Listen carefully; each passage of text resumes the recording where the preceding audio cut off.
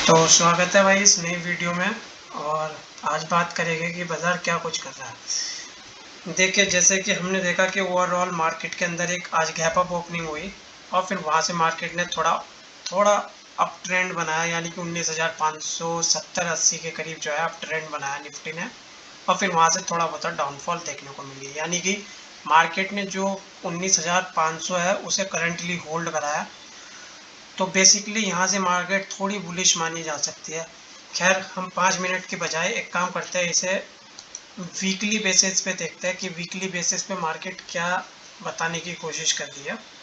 ठीक है, अगर मैं एक नॉर्मल सी बात करूं, मार्केट ने 19,300 का जो है लो बनाया और लो बनाने के बाद फिर उसके बाद मार्केट ने वहां से रिकवरी दिखाई करीबन 200 पॉइंट की 2 दिन के अंदर अंदर वापस, और 19,500 के करीब हम वापस आते हुए नजर आए।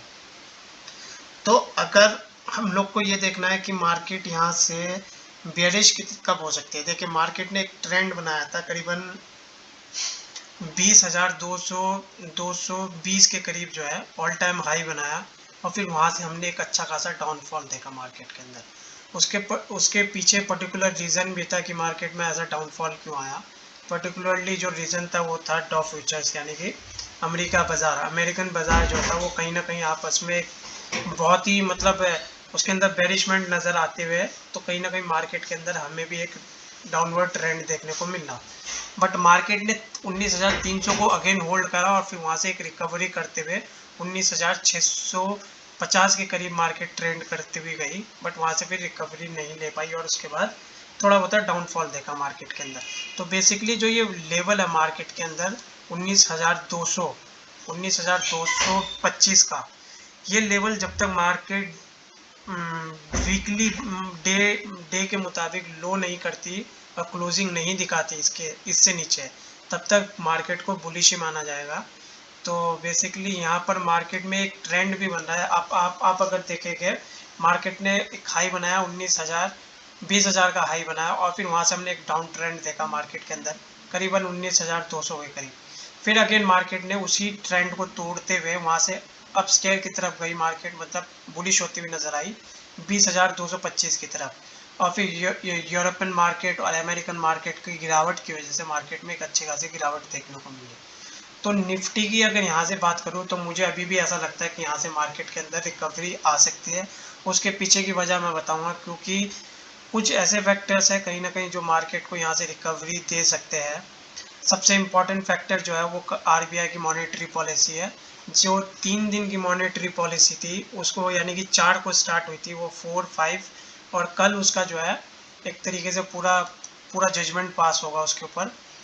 तो सबसे पहले बात करेंगे कि क्या अगर रेपो रेट को सेम रखा जाता है तो वहाँ पर क्या मार्केट, इक्विटी मार्केट को कहीं ना कहीं से फ़ायदा होगा कि नहीं होगा। अगर इन्फ्लेशन डेटा को, जैसे कि इन्फ्लेशन का डेटा जो है आरबीआई ने, इन्फ्लेशन रेट जो है अगर सेम रखा तो मार्केट को, इक्विटी मार्केट को उसका फ़ायदा होगा कि नहीं। मैं आपको नॉर्मल से शब्दों में बता देता हूँ कि हाँ, उसका प्रॉपरली उसका फ़ायदा होगा निफ्टी को, क्योंकि जो मूवमेंट है, क्या नाम है, इन्फ्लेशन की जो मूवमेंट हम लोग ने कैप्चर करी है प्रीवियसली, अगर वो अनचेंज रहती है तो कहीं ना कहीं हमारे जो हाउस होल्ड फैक्टर्स है और कहीं ना कहीं मार्केट में जो कैश इनफ्लोज है वो अपना आप में कहीं ना कहीं बढ़ते हुए नजर आएंगे। और जैसे कि दिवाली का महीना भी सामने है, तो फेस्टिवल का सीज़न है। एक्चुअली जो ये अक्टूबर का महीना रहता है इसमें कहीं ना कहीं फेस्टिवल भी बहुत सारे हैं, तो इसमें भी ख़रीदारी जो है करी जाती है। और मैंने अक्सर एक चीज़ देखी है कि दिवाली के टाइम लोग बाग सोना सोना हो गया या फिर शेयर्स हो गए, ये खरीद खरीद के रखते हैं एज आ, मतलब एक अच्छी अच्छी शुरुआत के लिए, साल की अच्छी शुरुआत के लिए बोल दीजिए, या ये कह दीजिए शुभ मुहूर्त के शुभ मुहूर्त के टाइप का एक तरीके से, तो खरीदारी अच्छी खासी रहती है। और अगर रेपो रेट अनचेंज रहता है, या दैट इज़ 6.5% के मुताबिक अगर वही सेम रहता है रेपो रेट, तो मे भी शायद इक्विटी मार्केट के अंदर हमें कहीं ना कहीं बुलिशमेंट नज़र आ सकती है, जिसका फ़ायदा डायरेक्टली मार्केट को निफ्टी और बैंक निफ्टी में हमें देखने को मिल सकता है। दूसरी दूसरी बात है कि कहीं ना कहीं थोड़ा बहुत क्रूड ऑयल का जो प्राइस है वो थोड़ा मार्केट मार्केट पॉलिसीज पे कहीं ना कहीं आ सकता है, क्योंकि जिस तरीके से हमने देखा है ओपेक की जो मीटिंग्स हुई थी, ओपेक की मीटिंग्स में कहीं ना कहीं एक जो कट करा है 1.3 मिलियन बैरल्स पर डे का at the end of the year, तो वो कहीं ना कहीं इम्पैक्ट थोड़ा बहुत डाल सकता है। और दूसरा फिर यूएस का बॉन्ड यील्ड्स हो गया, वो भी काफ़ी अपना आप में एक तरीके से खतरे में देखने को मिल रहा है। तो ये दो वजह है जो कहीं ना कहीं मार्केट को थोड़ा बहुत अप स्टेयर और डाउन स्टेयर की तरफ ले जाते हुए नजर आ सकती है। बट जैसे कि मैंने आपको बताया कि मॉनेटरी पॉलिसी कहीं ना कहीं अपना आप में एक बहुत बड़ी चीज़ है वो, और उसका जो उसकी जो क्या नाम है पूरी की पूरी रिकमेंडेशंस होगी वो कल के दिन हमें मिल जाएगी। तो मुझे लगता है कि कल भी मार्केट एक तरीके से बुलिश बन सकती है। तो बात करेंगे अभी यहाँ पर बैंक निफ्टी की। बैंक निफ्टी ने भी आज थोड़ा बहुत लो बना के फिर एक अच्छा खासा अप ट्रेंड बनाया। बैंक निफ्टी ने भी करीबन 44,400 के करीब तक हम जाते हुए नजर आए, और फिर वहाँ से थोड़ा बहुत डाउनफॉल देखने को मिला। तो यहाँ से जो लेवल्स रहने वाले हैं उसके बारे में भी बात करेंगे। और सेंसेस की अगर यहाँ पर बात करें तो 65,650 के करीब जो है, यानी कि 400 450 पॉइंट की एक अच्छी खासी बुलिशमेंट देखने को मिली।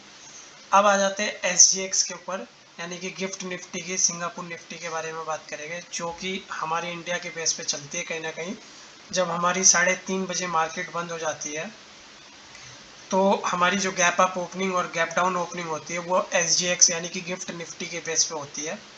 तो अगर मैं उसकी बात करूँ तो वो भी कहीं ना कहीं 30 पॉइंट जो है ऊपर चल रहा है। यहीं पर अगर डॉ जॉन्स की बात करेंगे, डॉ जॉन्स के अंदर करीबन 150 पॉइंट की गिरावट है, हालांकि सपोर्ट लेवल पे है, तो यहाँ से एक रिकवरी जरूर बन सकती है डॉ जॉन्स के अंदर। और मे भी चांसेस ऐसा है कि मार्केट के अंदर जिस तरीके से हमने डॉ फ्यूचर्स के अंदर, डॉ जॉन्स के अंदर एक अच्छी खासी गिरावट देखी है, वो कहीं ना कहीं अब बदलती हुई नज़र आ सकती है, और मार्केट को शायद एक अच्छा खासा अप ट्रेंड मिलने की कोशिश हो सकती है। अगर करंटली मैं एक आपसे बात करूँ तो मार्केट कंटिन्यूसली अगर 15 सितंबर से अभी तक की बात करी जाए तो 15 सितंबर से मार्केट जो है ऑलमोस्ट 1900 पॉइंट गिर चुकी है, यानी कि 5.5% या 6% के करीब जो है डॉ जॉन्स के अंदर गिरावट आ चुकी है ऑलरेडी। तो कहीं ना कहीं डॉ जॉन्स की जिस तरीके से हमने गिरावट देखी है वो कहीं ना कहीं मार्केट पे असर डाली है, और उसी असर की वजह से हमने 20,200 से गिरते हुए 20,200 की तरफ से गिरते हुए 19,500 400 की तरफ आते हुए नजर आए थे हम।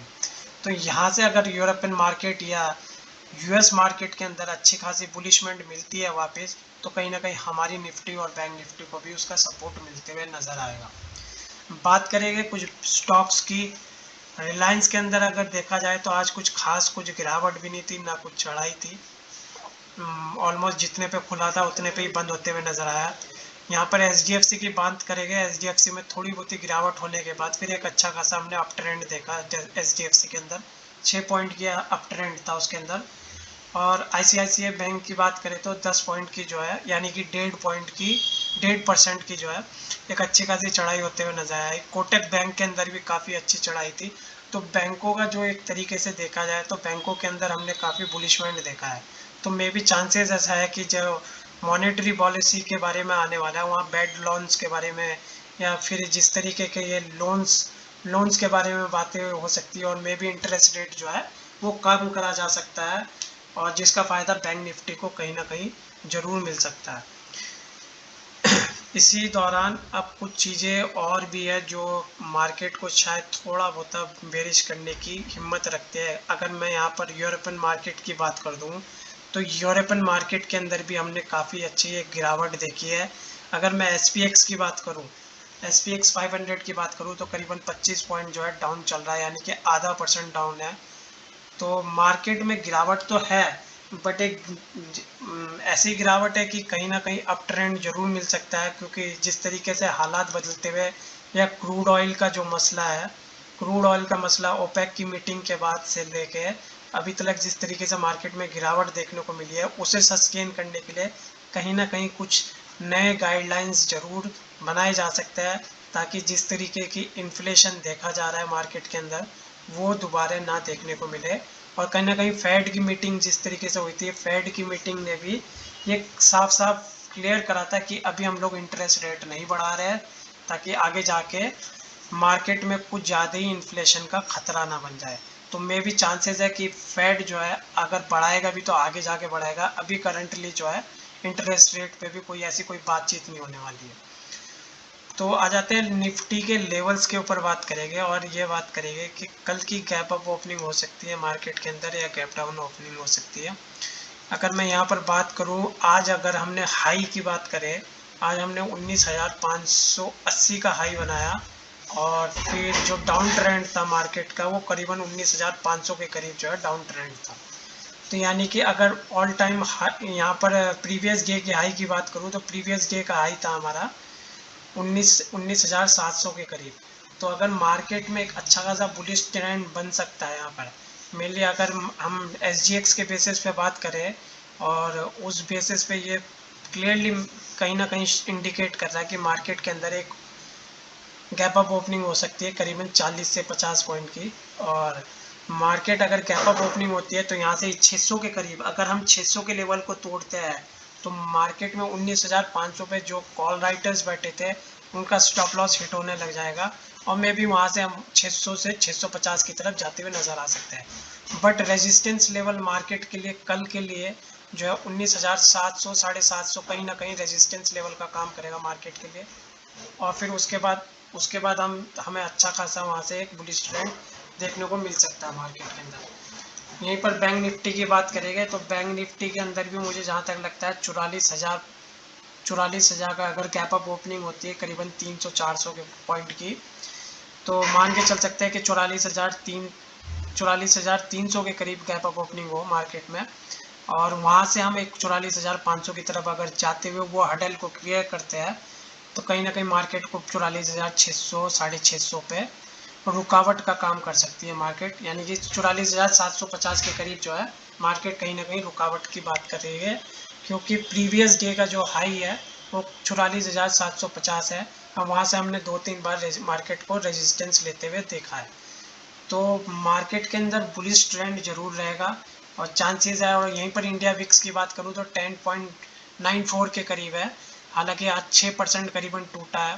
तो जो इंडिया विक्स है इसके बारे में भी मैं आपको थोड़ा सा क्लियर कर देता हूँ। इंडिया विक्स के बारे में हमें एक्चुअली पता क्या लगता है कि इन्फ्लेशन का जो रेशियो है एज पर मंथ के बेस पे उसके बारे में पता लगता है कि पर मंथ एक ईयरली बेसिस पे या पर मंथ बेसिस पे मार्केट के अंदर डाउन ट्रेंड कितना बन रहा है या जिस तरीके से कंज्यूमर्स जो है जो कंज्यूमरेबल प्रोडक्ट्स होते हैं उनका यूसेज और हाउस होल्ड का यूसेज दोनों को मिलाने के बाद इंडिया विक्स का एक एक्चुअल डेटा बनता है जिसमें हमें ये क्लियरली मेंशन करा जाता है कि हाँ इन्फ्लेशन का खतरा इतना है या इन्फ्लेशन का खतरा इतना नहीं है। तो उसके रिगार्डिंग अगर देखा जाए तो इन्फ्लेशन का मतलब इंडिया विक्स भी ऑलमोस्ट 10.94 के करीब है। तो कहीं ना कहीं इतना डर की बात नहीं है, इन्फ्लेशन का कोई इतना उतार चढ़ाव नहीं नज़र आ रहा है इसके अंदर। थोड़ा सा एक डेटा देखने की ज़रूरत है, वो हम देखेंगे FIIs की खरीदारी और बिकवाली। FIIs की खरीदारी और बिकवाली की बात करें तो FIIs ने बहुत लंबे समय से एक अच्छी खासी जो है बिकवाली कर रखी है। अगर हम मार्केट के अंदर देखें कि FIIs का जो डेटा है वो करंटली शो कर रहा है कि आज के दिन भी कैश मार्केट के अंदर FIIs ने करीबन 1864 करोड़ रुपए का बिकवाली करा है कैश मार्केट में। और वहीं पर DIIs ने कैश मार्केट के अंदर करीबन 521 करोड़ की जो है खरीदारी करी है। तो अगर देखा जाए FIIs की बिकवाली की बात कर दूं तो FIIs ने अगस्त के महीने में और सितंबर के महीने में ये 2 महीने में ऑलरेडी बहुत सारी बिकवाली कर चुके हैं। तो मैं भी शायद यही ट्रेंड हमें अक्टूबर 15 तक नज़र आए हमें, शायद उसके बाद ये ट्रेंड टूटता हुआ नजर आए। तो FIIs काफ़ी लंबे समय से जो है सेलिंग करता आ रहा है कैश के अंदर। और वहीं पर अगर DIIs की बात करें तो काफ़ी लंबे समय से हम लोग जो है खरीदारी देख रहे हैं उसके अंदर। तो लेवल्स बड़े साफ से हैं। निफ्टी के अंदर जो लेवल्स रहने वाले हैं, सपोर्ट का लेवल जो काम करेगा मार्केट के लिए कल वो 19,500 के करीब काम करेगा और जो हडल का काम करेगा वो करेगा यानी कि रेजिस्टेंस का काम करेगा वो 19,700 करेगा। बैंक निफ्टी में क्लियरली मेंशन है कि कहीं ना कहीं मार्केट 44,200 कहीं ना कहीं मार्केट सपोर्ट बनाने की कोशिश करेगी। और वहाँ से अगर शुरू में ही अगर हमें गैप अप ओपनिंग मिल जाती है तो हम 44,500-600 को क्लियर करके 44,700 पे कहीं ना कहीं रेजिस्टेंस का काम कर सकती है मार्केट, क्योंकि कल की मॉनेटरी पॉलिसी है तो कहीं ना कहीं थोड़ा बहुत उसका फ़ायदा ज़रूर मिलेगा मार्केट के अंदर, और अच्छी खासी एक गैप अप ओपनिंग देखने को मिल सकती है करीबन 40 से 50 पॉइंट की। तो ये थी आज की बात। अगर आपको वीडियो पसंद आई है तो लाइक करें, सब्सक्राइब करें और कमेंट करें। मिलता हूँ एक नई वीडियो के साथ, तब तक के लिए अपना ख्याल रखें।